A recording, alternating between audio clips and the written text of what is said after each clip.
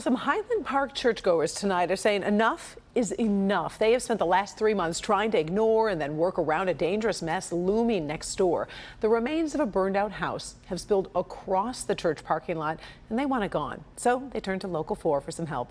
Local 4's Rob Maloney live at the church on Hamilton Avenue with a closer look at the problem and the search for a possible solution. Rod?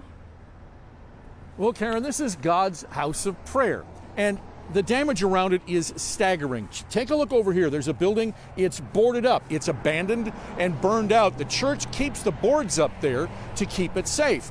And they're not worried about this, they say, because the building is structurally sound. Instead, they say this is what they're worried about, and who could blame them, because who wants this disaster steps from your front door?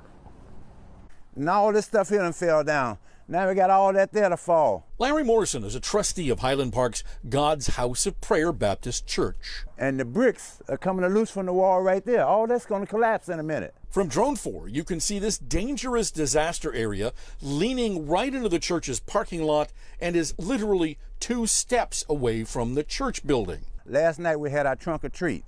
Somebody had to stand guard to make sure the kids didn't get over that way, because we don't know when this is going to come down. And no one, including the city of Highland Park, knows when that can happen. You'd think the city could move in right away and remove this rubble. And this is an emergency. And yes, as much as it is an emergency, Highland Park is one of the state's poorest cities, and demolishing even an abandoned home becomes a legal issue the city's attorney is working on, but can ill afford to get wrong. And we can't get no help from the councilman, from the mayor. We did call the mayor, who turned us over to the city attorney, who told us the home's owner claims there was a title theft. She's not the owner. So the city is now trying to figure out exactly who the owner is in order to make the case in court and move for a demolition order.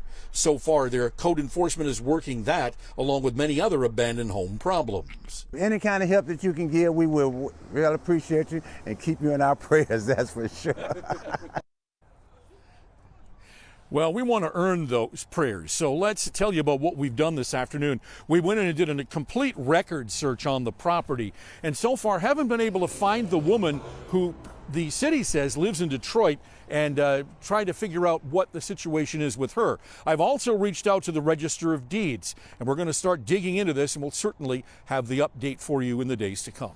Back to you. Oh, I bet there's going to be a good update. I just know it, Rod. So once things start moving, is there any word on a possible time frame, perhaps, for demolition?